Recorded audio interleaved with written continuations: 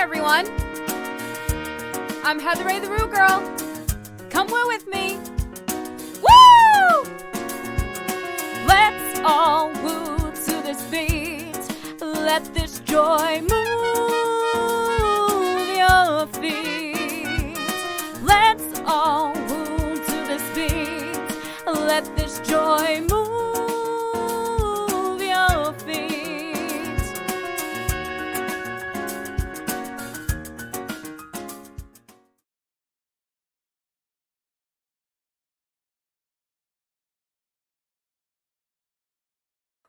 Hello everybody, welcome back to this series. I hope that you guys enjoyed all of the deep dive information that I gave you about this song. It is just like, it's such a detailed song that I could probably talk about it for hours, but to like kind of give you just some real summaries and some real descriptions of what happened in this song and to bring you hope through it.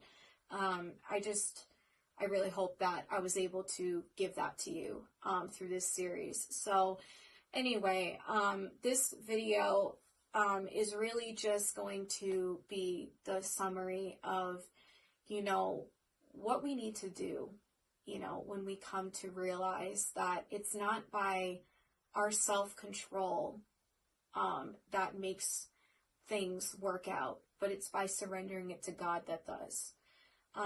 If you have not watched the series from the beginning, please go watch it, because this is going to be, really what encourages you to go to that next place.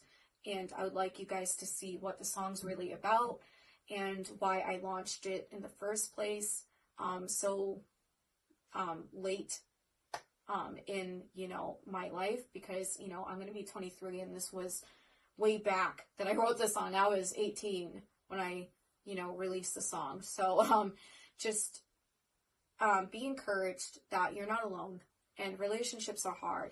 And that's why I wanted to really just dive deep into the lyrics of it, is because there's relationships that are constantly like a tug of war, and that's what it was for me. I was in captivity, and I told you in the last video, we're going to talk about how to come out of captivity. I was in a place of feeling like I was in a jail cell every day in that relationship, and I didn't know what to do to come out of it, because I wasn't facing reality to come out of it in the first place. It always goes back to that word reality.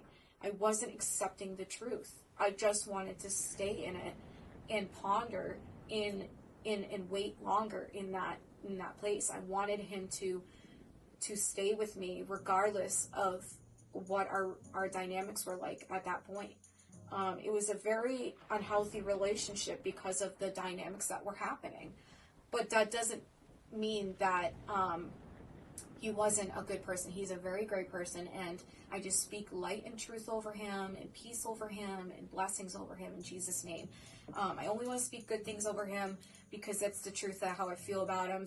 He's a great person, and there's nothing there that I want to put over him that's negative. So anyway, speaking about that relationship gets kind of deep, because it's reflections of personal relationships are hard to describe. But when you come to realize yourself that something isn't working out in reflection yourself, if you look in the mirror right now and say, is this working out? What are you going to say back to yourself in the mirror? That's the question you got to ask, is this working out? And you got to look at your face and you got to say, am I making the in denial face? Or am I making the true face? Yeah, this is working out. It's going great. There's light. There's light in this relationship. There's peace in this relationship. There's joy in this relationship. There's direction in this relationship. There's life in this relationship. There's comfort in this relationship. There's hope in this relationship. There's love. Is it all about lust? What is it about? That's the question you got to ask yourself, because that's something that it took me a long time to ask myself until I played that song for him and realized it wasn't a love song, and it was actually just a song about being in denial and not knowing how to leave the relationship. I was like, oh, all right. Who's going to make the decision? Me or God? It comes back to, what do I want for life? Do I want this? Do I need this? Is it giving me what I want? Is it bringing me what I need in life to go places that are life-giving? Or is it just bringing me down? What is it bringing you? That's the question that you really have to ask yourself. What is this bringing me right now? That's why I wanted to share Baby Just Wait.